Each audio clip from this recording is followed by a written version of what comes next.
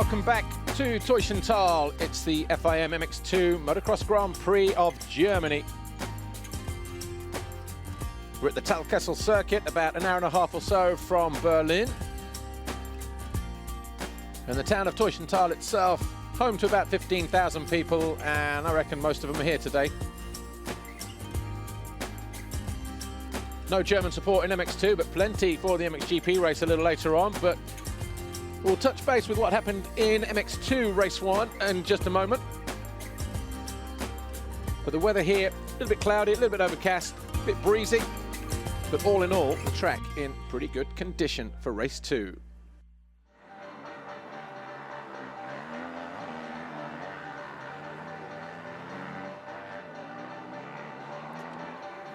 The flags flying high above the circuit, illustrating how windy conditions are out on circuit, but not so much that the riders are affected in terms of being blown off course, blown off track with some of the big jumps that we have here at the Talkessel circuit. And if you're joining us for the first time, welcome. That's exactly where we are, pretty much central Germany.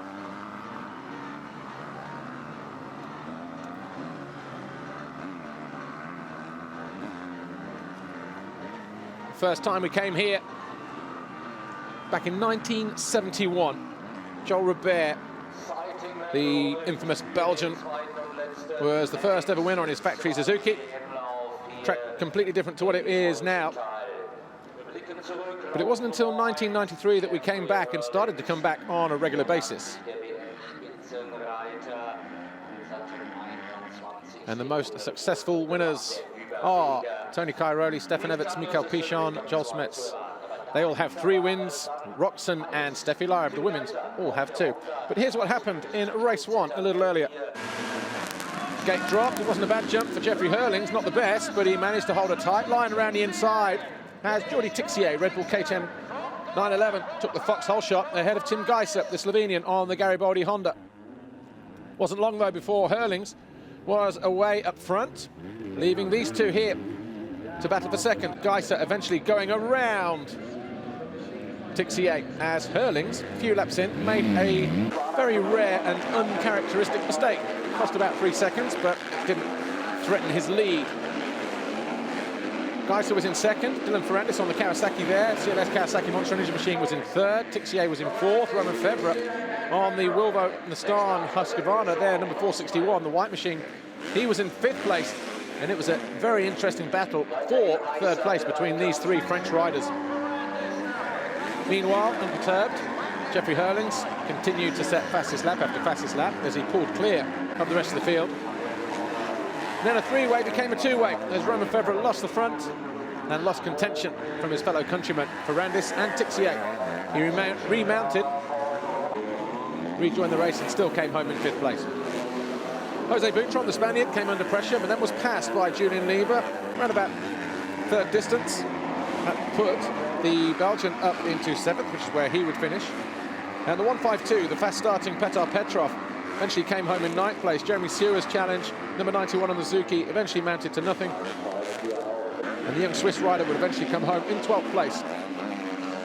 Final stages of the race, though, the 122, Dylan Ferrandis on the Kawasaki, and the 911, Jordi Tixier, were in a very close battle for 3rd, which eventually went the way of the Kawasaki rider.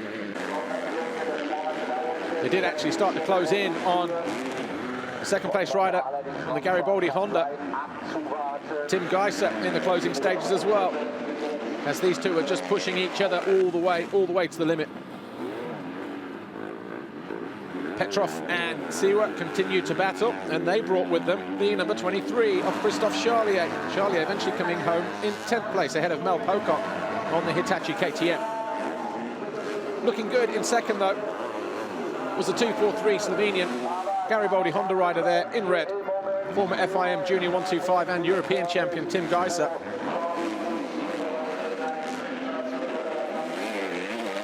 But the battle that was the most intense in MX2 race 1 was that one there with the green Kawasaki of Dylan Ferrandis and the orange KTM of the 911 Jordi Tixier. Neither rider giving an inch.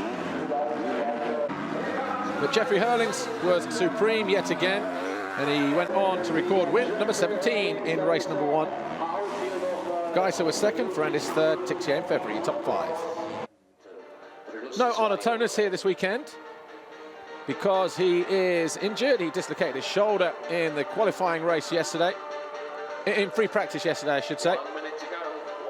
And he will still leave here second in the championship. Here's Amy Dargan. So we're just about ready to go with MX2 race 2. Let's see if we can have a quick word with Alexander Tonkov and find out what happened to him in race 1, because he disappeared off our timing screens, but I don't think we saw.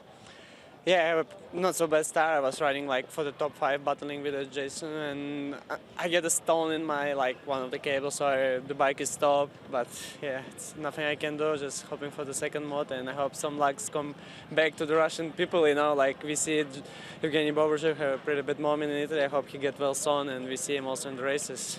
Thanks, Alexander. Good luck in race 2. Right, before we see race 2, we're going to take a look at the start list.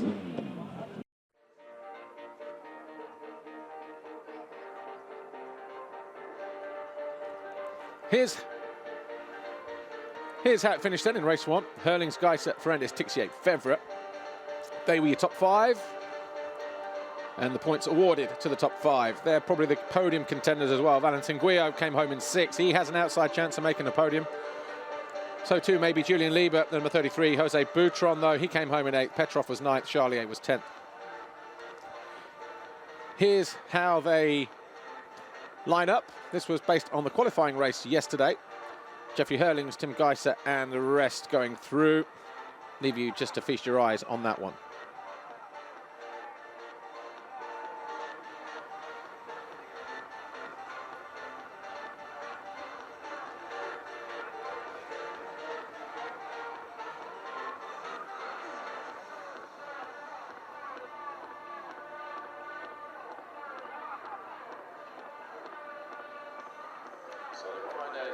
To the line, ready for this heat. Jeffrey Herlings on pole position on the inside gate, alongside him second in race 1.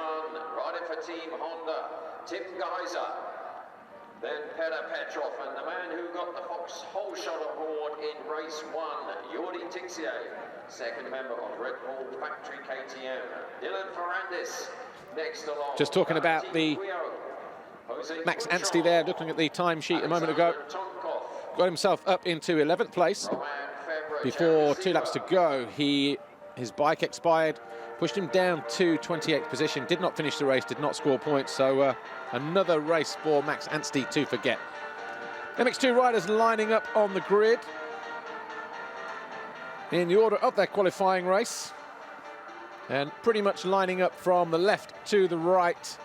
Jeffrey Herlings, who was the winner of the qualifying race, lining up in gate number 1, I presume, just like he did for Moto number 1. Adam Wheeler on trackoffroad.com joins me. Adam, any news for us? Not so much, Paul. You mentioned Max Anstey not finishing the race. Friday's clutch, I believe that was a reason for that one. Tim Geiser, you know, great ride first moto, looking solid for a second podium of his career. This race, I think he's the one to keep a watch on. Can he get any closer to Jeffrey Herlings? Because the Dutchman now winning 6 Grand Prix, the last 6 Grand Prix, and I mean, he's completely on for the 7th, isn't he? It's going to be tough for anyone to match him. That's right, but Jeffrey Herlings didn't make the best jump down the start straight in Moto number 1, but held a nice tight line, came out, you know, pretty safe around the inside there. Smart move, but massive foxhole shot for Jordi Tixier, but just couldn't quite hang on, could he? No, it was a nice battle between Tixier and Ferrandis and initially Febvre. Febvre had lost some ground there. We didn't quite see on the track what happened, but you know, that was the Battle of France, wasn't it, for the podium places? Yeah, 3rd, 4th and 5th. Ferrandis, Tixier and Febvre. Febvre just losing the front end coming into a corner. Said he wasn't pushing that hard either. Just one of those things. He was a bit disappointed with it, to be honest. But this is Moto number 2 in the 461 there. Wilbo Nastan, Husqvarna rider Roman Febvre will be looking to make amends for what happened in Moto number 1. So too Alexander Tonkov, number 59, a split fuel pipe robbed him of anywhere and any points. The gate drops here. Moto number 2, Jeffrey Herlings out drag, but he holds a tight line and pulls a foxhole shot as well ahead of Jose Boutron. So a great start from Jeffrey Herlings. Didn't look like he'd got it in there for the first part, but managed to pull it back as they head around the first couple of corners here. Looks like Geiser in 3rd. And then Growlers in 4th place, Mel Pocock in 5th, then one of the Husqvarnas in 6th. It looks like it might have been Tonkov actually on the white Husqvarna. Tixier as well, just inside the top 10 as well, Paul. And Geiser, I think, going down the inside of Boutron. No, Boutron just managing to hold on there. There's a little bit of work gone on the track, taking away some of the braking bumps after the finish line tabletop. We'll see that in just a moment. Coming into here now, landing in other areas on the track. So track pretty gnarly in that first moto, Adam. Yeah, some deep ruts, like you say, some braking bumps as well. It's everybody running such similar lap times, Paul. I mean, it's the first lap of this moto, everyone's going to be sorting themselves out, and then the remainder of the next 2 to 3 laps, and then we'll see where the pace kicks in and if anyone can make any ground. Right, well, Jeffrey Hurlings is your race leader. Boutron there in 2nd. Geiser, the 243, is in 3rd. Mel Pocock in 4th. Growlers, the 171, is 5th. 92, Guillot in 6th place. 7th is the 59 of Tonkov. 8th is 195, Robert Just, the Latvian. 9th is Jordi Tixier. 10th is Julian Lieber on the yellow Suzuki, riding for Rockstar Energy. His teammate Jeremy Seawer behind him, and then Robert Febvre as the back end gets a very, well, you say a little bit loose, very loose on that standing construct KTM of Growlers in 5th place. What a terrible start by Dylan Ferrandis. Yeah. 3rd place in the first moto, now just inside the top 20. I mean, that's going to wreck a podium finish. Yeah, and Charlier just behind him, but Charlier has an excuse. He didn't finish the qualifying race. He was forced by default to be right on the right-hand side, and you're already turning right when the corner wants to go left. Yeah, right next to Anstey, who had more mechanical trouble yesterday. Kamchek, we're told. So Hurlings then already trying to disappear at the head of the field as the warring Husqvarnas almost bar to bar as they head over the top of Tomax. Through the left, taking out all the deep ruts there. So that might open things up in terms of passing, Adam, because that was pretty rutty through there, 3-4 lines, but once you were fixed, you couldn't get out of it. But at least now you can square off and change direction. Hopefully that's the plan anyway. Ooh. One of the riders getting a little bit loose there. KTMs, can't see the number from here. Monticelli, no. No. But yeah, that's the thing, isn't it? Just trying to give these riders some, you know, decent kind of passing opportunities away from that racing line. That's Ferrandis back down there. Where is he now? Well, wait for him to come over the line in a moment. Whoa. With alongside Maxime Dupre there, the 141. It was Paul Jonas who had that moment down the hill a moment ago. And Dupre crashed in the first moto. So Hurlings, Boutron the fastest man on track. It's only 6/10 down on Jeffrey Hurlings. So those two absolutely wheel to wheel at the moment. Well, they were. He's lost about a second in that split since the finish line just then. Geiser 3rd, Growlers, Pocock, Guillot, Tixier, Tonkov, Febvre, Seawer. And Ferrandis is 23rd, Paul. He must have gone down again because he was just in 18th a moment ago. Just looking there, Anstey pops up into 20th. So already in the points ahead of where he was in moto number 1. Anstey was a couple of laps before he showed up on the timing screen. And Boutron just doing the usual, starting the race quite well, but, you know, can he stay there? 2nd position will be his best result yet so far. Obviously, not working out with him and Kiko Chiodi, his trainer. He's now sort of back in the hands of Harry Everts. Yeah. In terms of training. He said he was kicking his ass, to put it nicely, around Lommel this week. So, you know, he's passed the fitness test by KTM. Apparently better than some of the other KTM riders. So his fitness is not the issue. It's just a little bit of, well, he will say psychological, won't he? Yeah. That's the front of the pack there, Paul. That's Mel Pocock. Right, who's this going down here? That's Pocock in front. Oh, Growlers. So Growlers going down hard. Guillot, his teammate, just there. Standing construct, KTM. So obviously he's showing in 4th position on the timer screen. That was just a moment ago. So gets his best start and throws it away, Damon Growlers. I think he's just there behind Max Anstey, possibly. So that puts him in about 20th place, or maybe even Klingsheim. So might be even further back. But the ground here, Adam, you know, it's hard and slick. It's very stony as well. Any kind of crash here, you're going to be feeling it. Yeah, I mean, just look at the TV pictures there. You can see the little kind of shining white specks in that dirt, and that is just like full of littered with stones. It's you know, the smart riders, you know, not picking on Jeffrey Hurlings here, but wearing handguards out there, Paul, because it can be like sort of bullets flying at you with a roost. Yeah, Boutron not wearing handguards. Geiser is, though. This is 2nd and 3rd. So number 17, the Spaniard Jose Boutron on the KTM Silver Action bike, and the Garibaldi Honda, which is littered with full factory HRC parts. Really is a nice motorcycle, and they're turning that into a race winner very, very soon, I would think, because obviously he's got the pace, he's got the fitness, and he's got the hunger and the determination as well. Has a 243 Geiser, currently battling for Boutron here. Wheel to wheel there as the back end came back round on the Spaniard. He's easily the second fastest rider in MX2 around this track this weekend, Tim Geiger. And nicely done. I mean, just look at the way he's kind of manipulating the track, Paul, because there's not many riders who can sort of like swap around and, you know, search out possibilities here. Hasn't got any fear in terms of turning. He was so tight on the corner there, that left-hander at the top of the hill, that he's got so much trust in his tyres as well, front and rear, that he's just able to turn exactly where he wants, when he wants, how he wants. See it there again, yeah. You know, getting in, getting out early. Watch him try and scrub this finish line jump and go on the inside. Oh, good momentum. He's done him already. Yeah, he'll jump a little bit longer. Got the run in. Where's Boutron going to try and square it off? He will. No, nice move though, but Geiser eventually makes the pass stick, goes through in second place. Just like he was in Moto number 1, but Dylan Ferrandis now up into 18th position, look, last time around. So he'll be hoping to pick off a few more riders in the lap since. I mean, Jose Boutron's got his critics. I mean, some people say he's a little bit of a head case, but, you know, one of those things that's feisty aggression. You know, you like that about a rider, and, you know, his failing perhaps is just, you know, having that little bit of spike and fight when someone goes past him, but not carrying it through. I mean, clearly he's not on the same speed here as Geiger, and probably knows that. But, you know, he'll be looking behind him soon, because in 4th place he's going to have Mel Pocock, who's having the best ride of the season so far, Paul. Well, Fourth place. Probably one of his best in his MX2 career, actually, Mel Pocock there on the Hitachi KTM UK machine. But, you know, Boutron there, this is his best opportunity as well for a podium race finish. Yeah. You know, because obviously he knows that if he can throw the hammer now and pull away from this pack of Pocock and the 92 there, Valentin Guillot of Switzerland, the 911 of Tixier, and, you know, those guys, he's got every chance of settling down and maybe just relaxing into the race a little bit.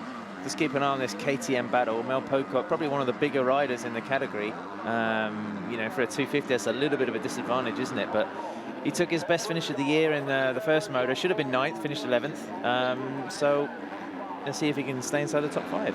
Well, yeah, well, he's got his hands full here with Valentin Guillot and Jordi Tixier, but as you say, not sure if they've had some parts delivered on that bike as well this week or not, but certainly looking good for Pocock, but Guillot around the outside. Oh.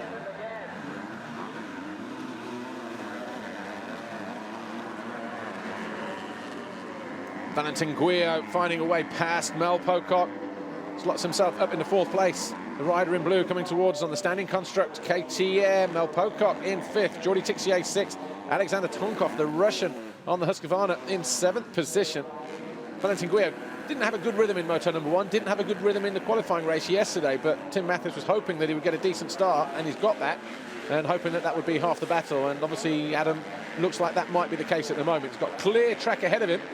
Tixier, no, he didn't stick to the inside there. Pocock doing a good job of defending that space, Paul. But this is the 3rd track in a row where starts have been paramount, haven't they? Because, you know, we've had some windy, old school, narrow tracks where, you know, your position in the first 2 laps really dictates where your possibilities are going to be. Yeah, and Mel just making a great job of just making himself as big as possible. Yeah, just taking, you know, the shortest route through the corners, and nicely stood up on the pegs through there. Those ruts are so deep that you sit down, you're grabbing foot pegs in the frame in the case.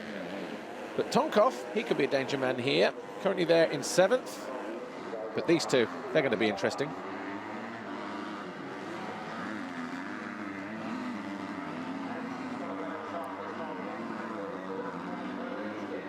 Mel Pocock over the Monster Energy Mountain. 119, currently in 5th place. Jordi Tixier, 911, Red Bull KTM Factory Racing, just behind him in 6th. Ooh, close in the air. Pocock, of course, leading the British Championship as well. So this is the first time we've seen any of that kind of national form on the international stage, isn't it? Yeah, and the next round of the Max of the British Championship, actually, this weekend, incidentally, or next weekend at Whitby, Skelderbank, up there on the north-east coast. And Guillot is like pulled off.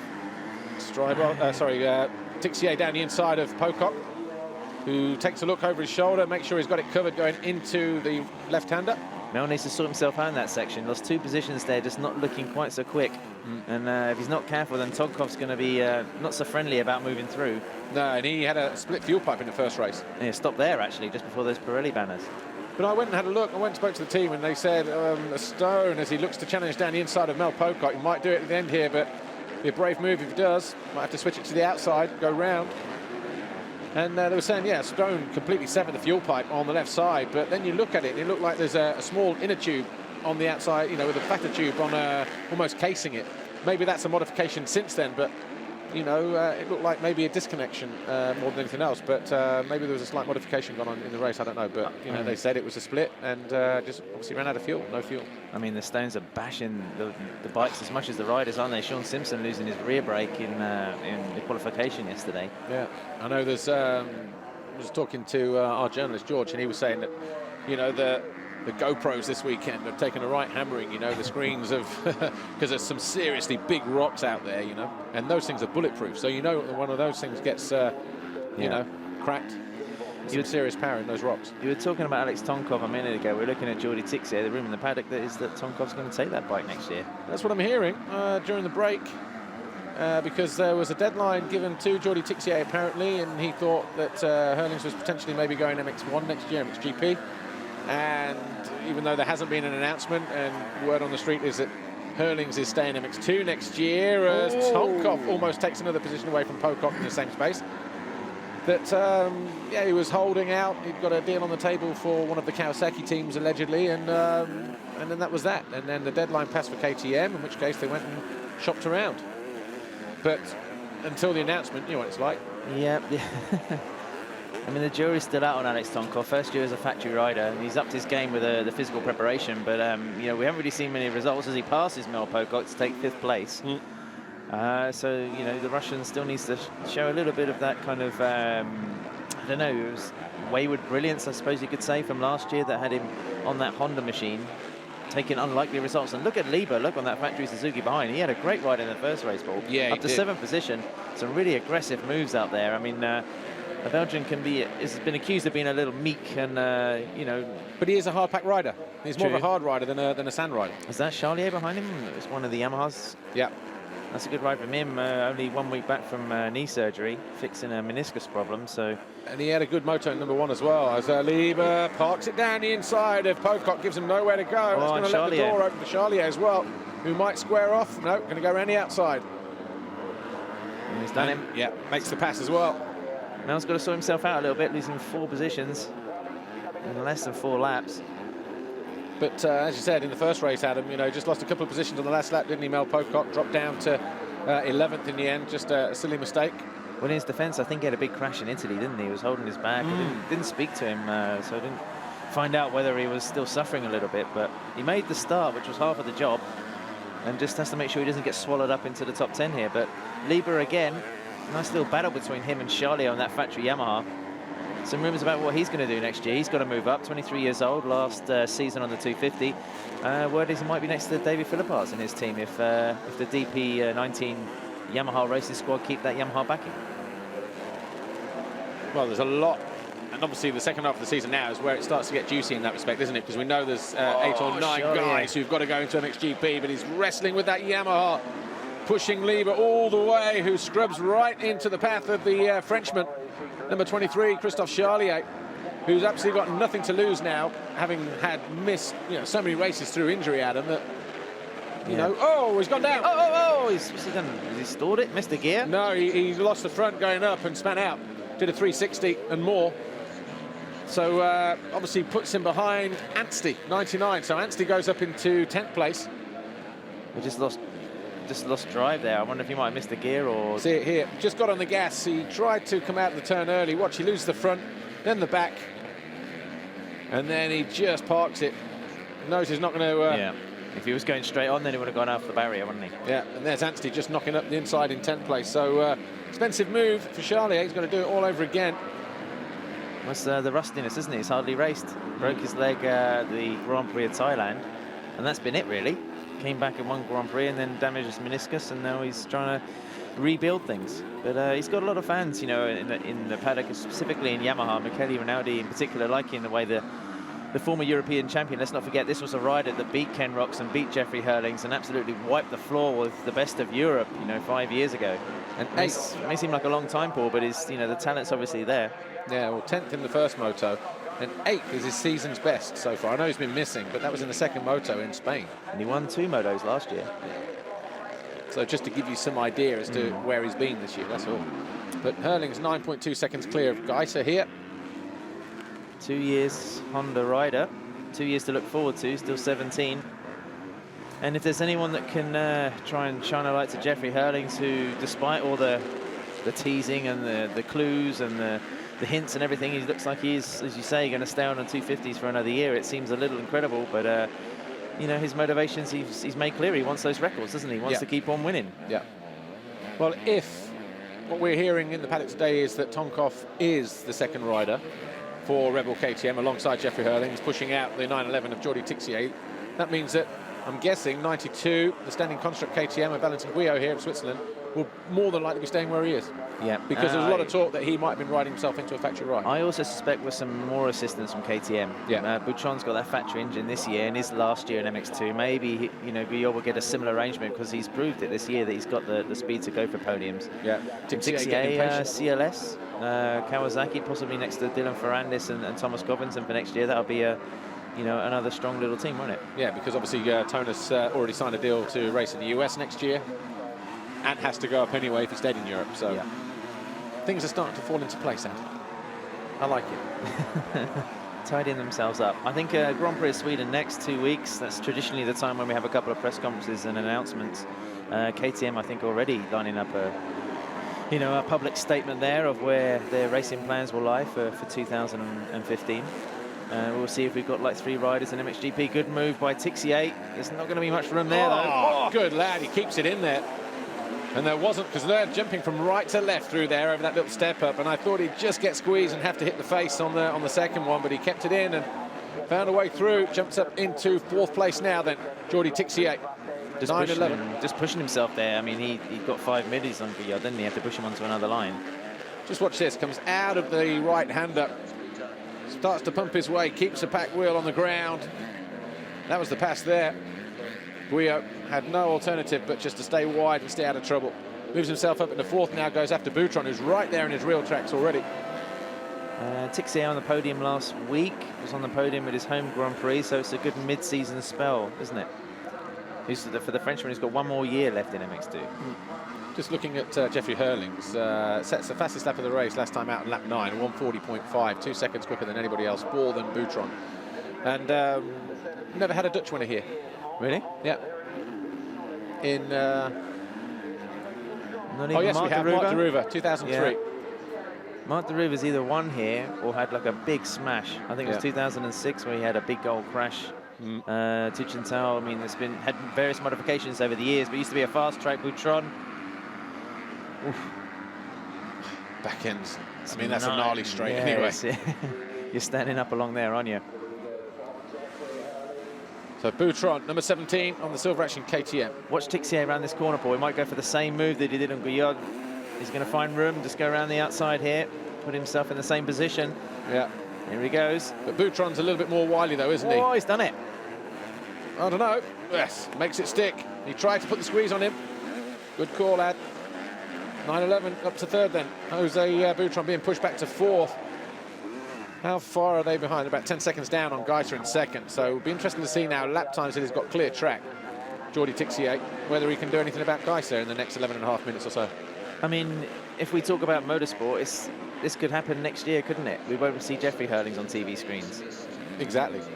But with just over 11 minutes to go, +2, Hurlings 14 seconds clear. Geiser, Boutron is now been pushed back to 4th as Tixier goes through. Valentin Guyot is 5th.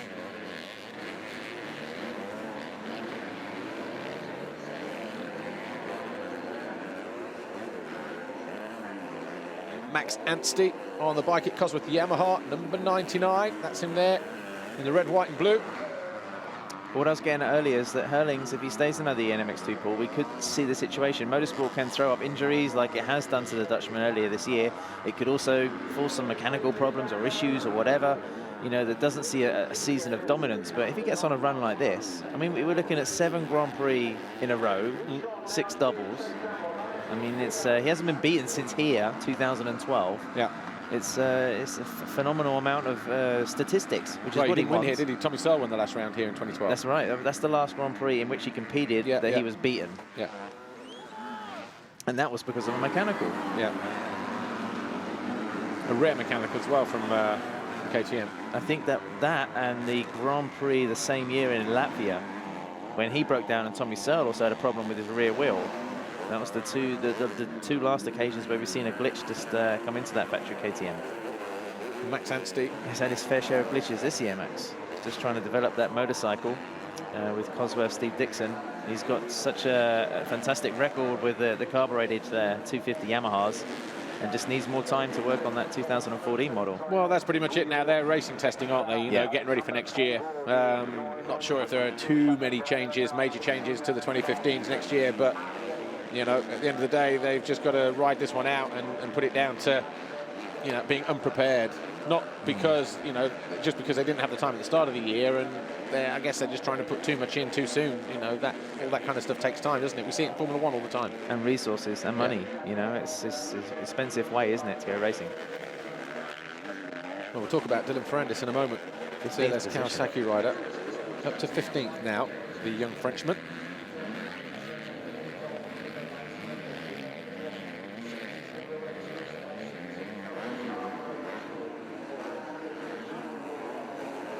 Just under 9 minutes to go. We're looking at the number 26, the Australian Luke Stike on the Kimiya Yamaha. He's got Dylan Ferrandis on the CLS Kawasaki Monster Energy machine, 122, charging behind him. These guys are in 14th and 15th place, but the Kawasaki rider on the right, 122, looking for a move up the inside.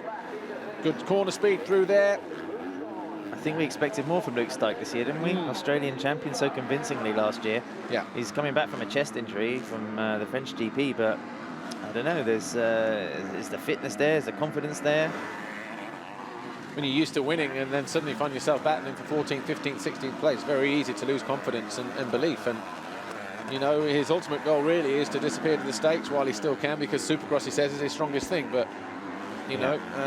you have to have a grounding, don't you? You have to prove yourself that, you know, on a dirt bike you can handle the top level. Yeah. I mean, it's all very well and good being #1 in Australia, but trying to come to Europe and adjust, I mean, you have to give him a bedding in year, I guess, but I mean, I interviewed him last year when he came over and visited, and he expected to be running top 5 in MX2, but we just haven't seen that at all this year. No, that was at Majora, wasn't it? There's still some time for Luke. I mean, you know, it's 11 rounds of 17 done after this, so but, still things like the Lommel Sand and you know, some more hard pack like this in Czech Republic coming up. And this is Boutron. Well, we haven't seen what's his favourite surface at the moment, have we? Because obviously he hasn't performed at the level that I guess we're all expecting to perform at, and the level that he's expecting to perform at. But he has said, he was on our studio show recently and said, you know, it's a lot harder than people think, because, okay, so the languages are all different, cultures are differently. You go into a restaurant and ordering food, it's all different. Going to a supermarket, everything is different. You know, the team, they speak English, but it's not the same. And then come in and learn in tracks for the first time ever, and all of that kind of stuff. So yeah, it's not an easy place to come, but you know, it's that's part of, I guess that's one of the reasons why Grand Prix motocross is so tough. As Fevre buries himself in that corner in 8th place, Anstey closing in 9th on his Yamaha. But yeah, Lieber riding great this weekend. Julian Lieber in 7th place. He's set for his best Grand Prix of the year, best Grand Prix since breaking his knee last year, probably. Fevre is just one of those a little bit frustrating riders, so talented, so fast, but just can't dig out like at those 2-2 or the 2-3 or the 3-3, you know, needed for a convincing podium finish. Is that Anstey just behind? Is he going to figure in this battle here, Paul? That's what I say. He's just been closing in little by little. You know, the last few laps, found himself on the rear wheel of 461 Romain Fevre. We talk about how good this guy is, Fevre, and then you see Max just closing in. You know, they are making good steps with that Yamaha. It's just, you know, a little bit temperamental at the moment, that's all. Well, Anstey reckons it's better. It's better than the famous carbureted bike that Dean Ferris used to take whole shots on the Motocross of the Nations here 9 months ago. So, you know, with that kind of verdict, you just have to have a bit of patience. Yeah. Well, just looking at the overall, Hurlings would obviously be the clear winner. 50 points for him, 2 wins out of 2. 25 points for a win, remember. Tim Geiser would be 2nd overall with 2 second-place finishes. And Geiser already on the podium this year. 3rd at Matterley. That was a big result for Honda, wasn't it? Yeah. The Grand Prix where they didn't have either of those MXGP riders. Fevre down the inside of Lieber. I think he may have found a way through. Yes. So the 461 Will van der Star Husqvarna rider moves up another position. Goes for that deep rut as well. Lieber, a small guy, was sitting very central on the bike.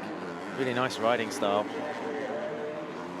Anstey just behind. He's not able to get close enough to make a play for these positions. Jose Buitron, as per usual in Grand Prix this year, just having to look over his shoulder and watch his back. Yeah. Well, Hurlings leads with 4:45 plus 2 to go. Geiser second, Tixier third, Valentin Guyot, the 92 is fourth, Tonkov, the 59 here. Sorry, that's his teammate, is fifth. Buitron sixth, Fevre, who we just saw there in seventh. Lieber on the yellow Suzuki at the bottom of your screen now. He's in 8th place. Max Anstey on the blue Yamaha in the red and white kit is 9th, and Christophe Charlier is 10th. Mel Pocock has faded to 11th. Jeremy Sewer is 12th. Severbril Yakov on the JTEC Honda is 13th. Dylan Ferrandis, CLS Kawasaki Monster Energy is 14th. Stike is 15th. Petrov 16th. Verlanderen 17th. He was 16th in Moto number 1, so good ride for the young South African. Robert Just was 18th. Damon Growlers 19th, and Brian Borgers, they top 20 in MX2 race 2 at the moment. No Thomas Covington, obviously broken bone in his foot. He tried riding yesterday and just not quite ready, so opting to sit out this GP this weekend and be ready for Sweden in 2 weeks' time at Uddevalla. Yeah. New layout there. Really? For Sweden, yeah. Have they reversed it again? Different start position and everything, and reversed, and 1 or 2 modifications as well. Very strange ground. When it's rained there, it's always tended to be a little bit better, a little bit more technical and carved up and bumpy, but when it's dry, it can be kind of dusty and similar to this track in some ways. Buitron just facing pressure from that Husqvarna. Again, you know, this track may be a little bit better for making some time differences on the riders compared to previous editions of this Grand Prix, Paul, but passing is another thing. Fevre down the inside, makes a pass, moves himself up into 6th place on the white Husqvarna. That outside line is, for me, just seems pointless coming down the hill there. Yeah. Someone like Simpson in MXGP was squaring it off, like at the end of the pit lane. It seemed a much faster run down to the jump. Strybos was nice through there yesterday as well in MXGP in the qualifying race. You know, go in early, about midway, just turn off and come down central. Yeah. Rather than inside where there was a lot of braking bumps. Well, that Simpson line I was talking about is the one that Hurlings has taken, but we haven't seen him so far in this race, so we probably won't be able to Jeffrey have a look. Hurlings is 24 seconds clear. Geiser made a mistake. That's earlier. Has he gone down? Almost knacked his way through there, but thought better of it. Good performance though from him, isn't it? Still only 17 years old. It's the first mistake we've seen all weekend, to be honest. Oh, I don't know, he had a big save in qualifying yesterday. Down here. Caught the bank with the rear wheel and it was just swapping side to side for about 30 seconds. It was ridiculous. He's a strong guy though, isn't he? Yeah, he is. He's solid. He works hard. I mean, technically he should still be growing, you know, 17 years old. It's not the finished product yet by any means. And he's a very quiet lad, isn't he? Very unassuming. You talk to him and it's just, you know, a very polite young kid, and he's just a different character as soon as he puts his helmet on. You think the weight of the Japanese HRC team are clearly pushing the bike in that way now. And it's just like, okay, that's not a problem. And still such a fan of the 125cc two-stroke. I mean, he won everything there was to win on that bike 2 years ago. Right, Tonkov. Is that going to be... That's his teammate. Oh, I tell you this what, could be the best finish for Tonkov this year, couldn't it? Paul, 5th place? I reckon it's 4th or 5th. In terms of overalls, or no, in moto positions. I don't think he's been that high. Has he had a top 3? No, he was running 3rd in Brazil, wasn't he? And then lost the front end before the waves towards the finish area. Watch this, watch this. Fevre trying on the outside. Will he cut back though? Tonkov's had a look over his shoulder. He's seen who's there. We said before, these two aren't the best of buddies. Who said that? I believe something I learned in your commentary at one Grand Prix.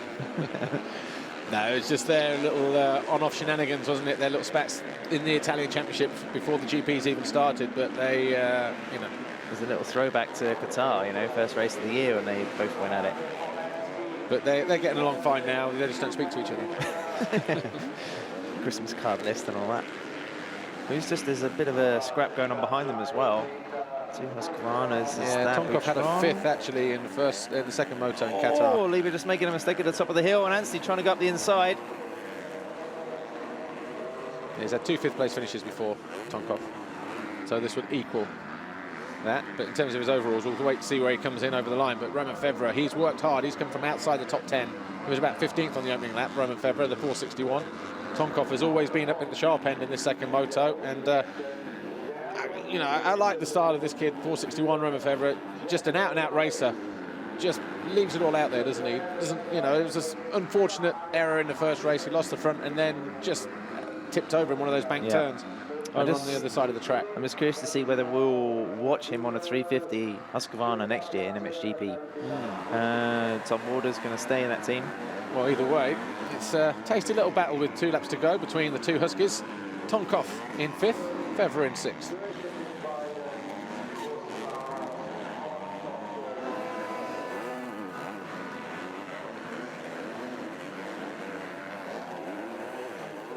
So 2 laps to go. Roman Fevre, number 461, going after his teammate, the Russian Alexander Tonkov.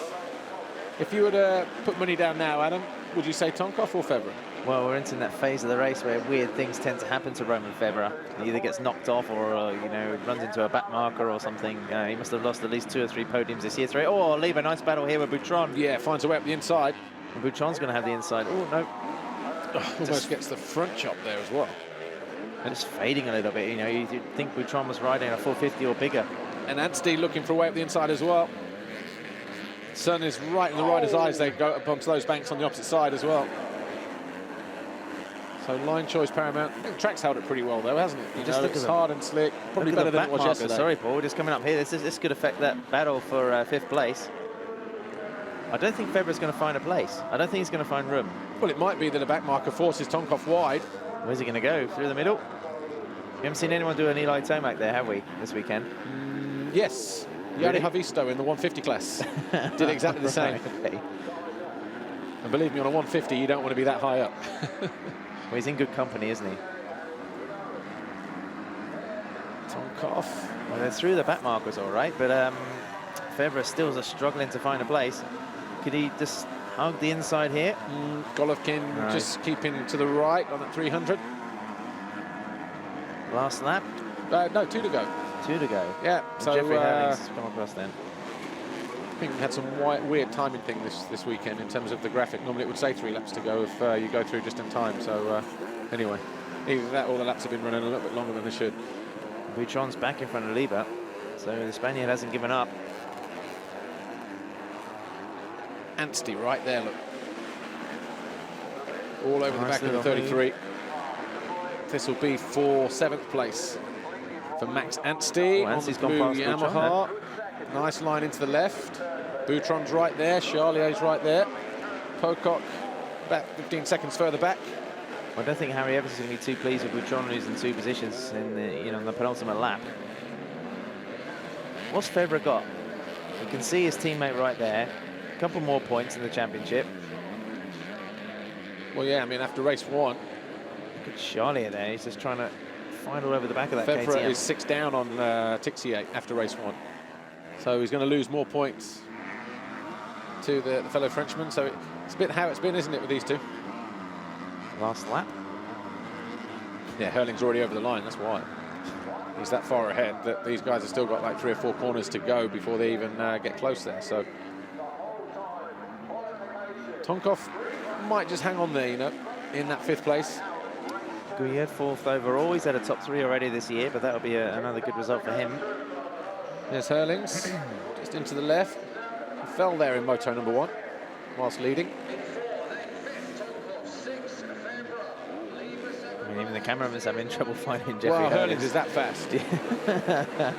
Here he is. Yeah, forget the slow-mo. Just try and get him in the frame. So less than a third of a lap to go then. Jeffrey Herlings, 84. Got 17 moto wins already under his belt. Is that 40 now he's on? 40 Grand Prix? He had 40 last time. This would be 41. So theoretically, he got another 6 this year, so he could get his way up to 47. Yeah. And he'll be 20 at the end of the season, so 47 Grand Prix wins. In a very, very short time. It's just when you... But still pushing. I wonder what this lap time will be here. His best was 1:39. His last was a 1:41.6 compared to the 44s and 43s behind him. Down to 8th place, Max Anstey. But Jeffrey Herlings over the Monster Energy finish line. Wins moto number 2. He wins the MX2 GP of Germany with a lap time on the last lap, 1:40.6. So about a second slower than his fastest lap, which was a couple of laps ago, half a race ago. Jeffrey Herlings, that's another Grand Prix victory. That's, what, 10 in the season now from 11 rounds. And another double moto victory. But this guy here, Tim Geiser, I don't think he'll be too bothered at this stage in terms of how far back he's finished, but a solid solid performance from him. 2 second-place finishes, 2nd overall. And the important thing with this rider, boys, is encouraging signs that he might be able to get closer to Hurlings next year if he does stay in MX2. Over the line then, takes the checkered flag, big whip. Almost didn't pull it back, but he is super pumped about that, isn't he, guys? Tixier is going to hang on for 3rd. And Guillot will come over the line in 4th, just behind him, number 92 on the standing construct KTM. Good ride, fellas. And Alexander Tonkov should hang on for 5th. And we'll see Adam Wheeler for MXGP Race 2. So Tonkov 5th, Roman Febvre 6th, Julian Lieber 7th, Anstey 8th, Boutron 9th, and Charlie 8th, 10th. And the overall Grand Prix will belong to Jeffrey Hurlings. Geiser will be 2nd, and Tixier will be 3rd. Right, here's Amy Dargan with our GP winner. Congratulations, Jeffrey Hurlings. You are the winner of round 11, and it's your first time winning at this Torgenthal track. Yeah, definitely. You know, it's really amazing. You know, I rode really good today. Took a whole shot second motor, so it's really cool. And just did my own race and had a lot of fun. So it is number 41 on the list, 25 in a row, and never could do it without this great team around me. Thank you, guys. Well done, Jeffrey. Double moto win, GP win number 41, and Jeffrey Hurlings on the Red Bull KTM becomes only the 2nd rider from the Netherlands to win here at Torgenthal. Mark de Ruber, the last winner, back in 2003, also on a KTM. And in fine style as well, making it look so easy. He will look forward to going to Sweden in 2 weeks' time.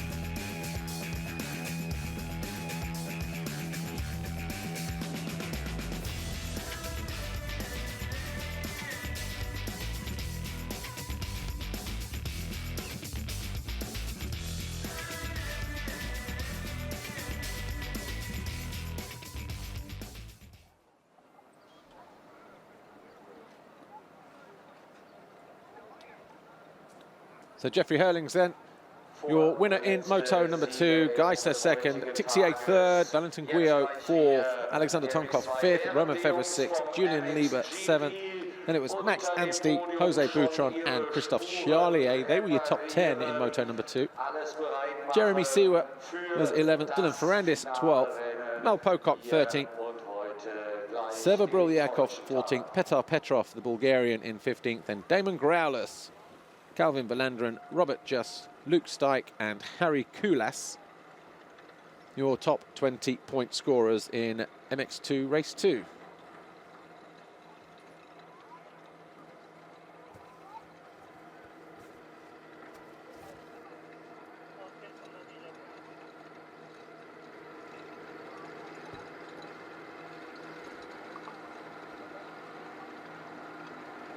Championship looks like this. Hurlings, of course, extends his lead over Tonus, who was not here due to injury from yesterday's free practice, but Tixier is 3rd. Guillot moves up a position, overhauls Alexander Tonkov, who drops to 8th.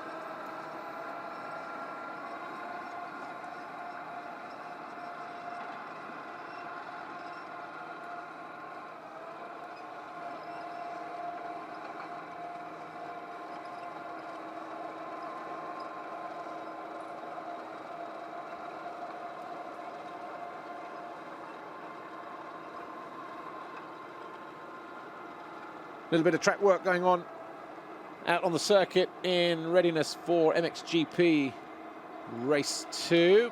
But let's have a quick look at the overall Grand Prix standings.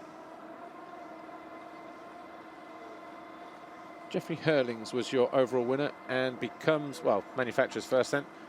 KTM 524, obviously pulling clear over Kawasaki and the rest. Husqvarna, Suzuki, Honda, Yamaha and TM. But Jeffrey Hurlings, that overall win this weekend, becomes the 14th winner for the Austrian manufacturer. Peter Johansson was the first winner for KTM back in '99. Jeffrey Hurlings adds his name to the list. He also picks up another Fox Holeshot Award from Judith Hoffman, brand manager at Fox Germany.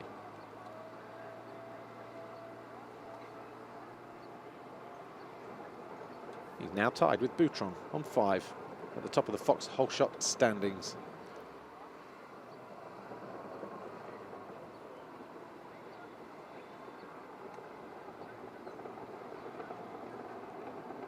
Well, for the first time today, the sun seems to have made an appearance. Still breezy there, though, but will just be warming up. It's been hovering around about 18, 20 degrees with the cloud cover that we've had. Has been windy all weekend long.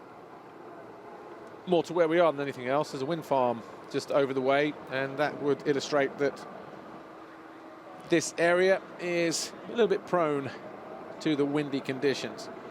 Podium time though, and third overall at round 11 of the FIM MX2 Motocross World Championship, the MX2 Grand Prix of Germany.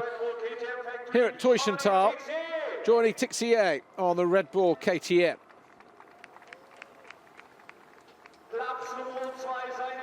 And for Jordi Tixier, it's another podium for him. He was second in Italy last time out, and third in France, so 3 in a row now for Jordi Tixier. Tim Geiser, Honda Garibaldi, the Slovenian.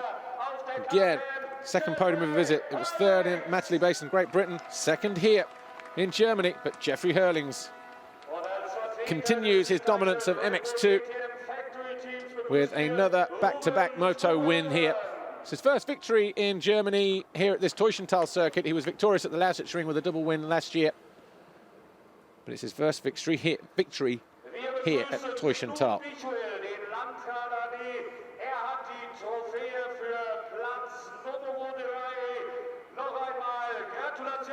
Nert Visual, Landrat AD, handing the third place trophy to Jordi Tixier, Red Bull KTM Factory Racing.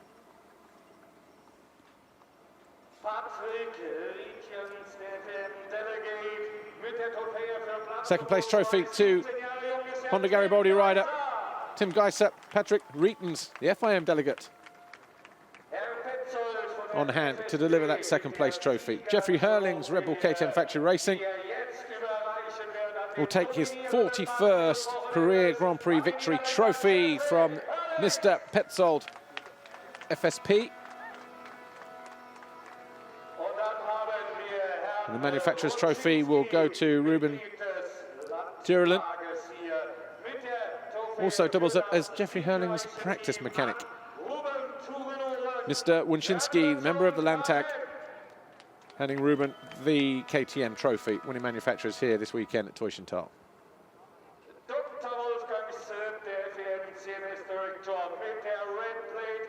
Red plate time. He has held this for so long now, Jeffrey Hurlings. Dr. Wolfgang Schrub, FIM CMS director, has to do his duties though. Delivers another one to Jeffrey Hurlings, who continues to lead the FIM MX2 Motocross World Championship after 11 rounds. Next stop on the calendar, Sweden in 2 weeks' time. National anthem time for Jeffrey Hurlings and the Netherlands. Winners here this weekend.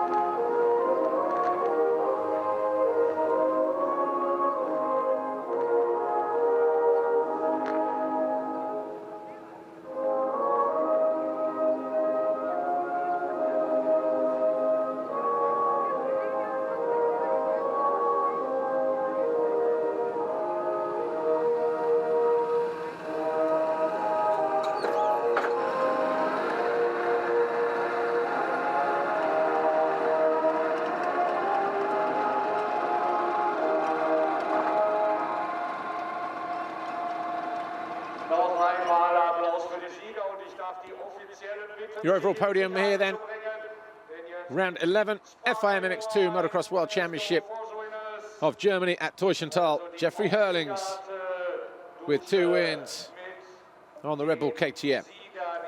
Tim Geiser second for Garibaldi Honda, and Jordi Tixier will take third.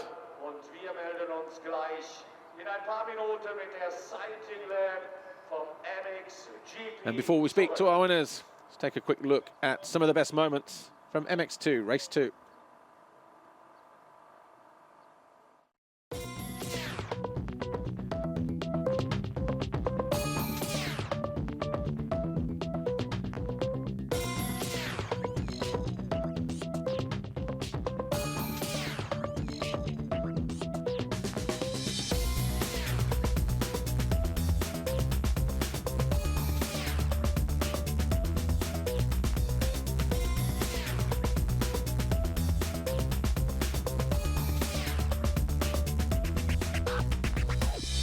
Gate dropped for MX2 race 2, and it was Jeffrey Hurlings, number 84, Red Bull KTM Factory Racing, that crossed the Fox whole shot line ahead of everybody else. And from there, he never looked back, really.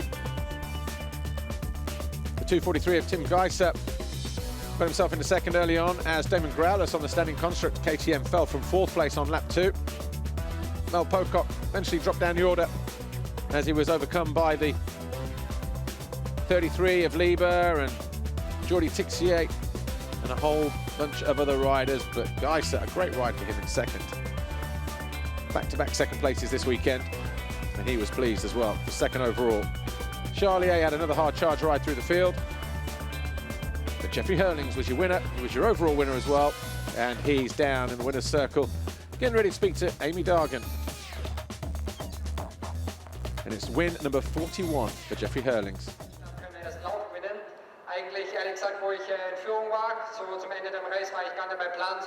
So we'll grab a quick word with Jeffrey Hurlings, your overall winner here in Germany. Here he is with Amy. Congratulations on winning this German Grand Prix. Now, the track here in Torschantel has got many different obstacles, all the kind of things that you guys have to face. How was it for you? What's the key to tackling this track? I mean, the key was just a good start. You know, it was so difficult to pass. You know, it's a really natural track, but you know, the track organizers worked so hard. So now they made a lot of lines, so it made it easier for us to pass riders. And you know, I had a great weekend. You know, the track was awesome. The bike was feeling really good and felt comfortable and extended really my points lead. And you know, we did what we had to do. So 25 in a row, and you know, let's go to Sweden in 2 weeks' time and never get out with that Red Bull Racing team. They support me all the way. Thank you, guys. Great job. We'll see you in 2 weeks' time. And second overall this weekend, Tim Geiser, congratulations. Your best ever result in MX2 so far. And I guess this is the start of things to come. Yeah. Also yesterday I have a pretty good day. I have pretty good qualification, and today I take 2 good starts. I think 2-time third and then pass Boutron 2-time and riding easy on the 2nd place. And yeah, it was now in the 2nd race. The track was really flat, so it was really nice to ride on the track, and I really enjoy when I ride. So it was good. It's fantastic to see you back up here, but do you think now you can catch up with Jeffrey? Yeah, it's good for sure to be in the podium. Yeah, I will work hard, and we will see what I can do. We'll see you soon. Thanks, Tim. And third overall this weekend, Jordi Tixier. Jordi, it's great to see you picking back up the pace and that consistency coming through again. Yeah, of course. You know, my riding is better and better every weekend, and again on the box, and it's 3 in a row now, so I'm pretty happy about that. And I get it all short in the first moto, and my rhythm was not good the first few laps, so I was 4 and not possible to pass another Frenchman, Dylan. So we had a good fight together, and second moto I get wheel spin after the gate, and yeah, I come back to third. I had a nice speed, and I would like to thank all the KTM Red Bull factory team and all the family who support me all the time, my brother, my girlfriend, all my fans, and all the fans. Thank you very much, everybody. Thanks, Jordi. We'll see you in Sweden.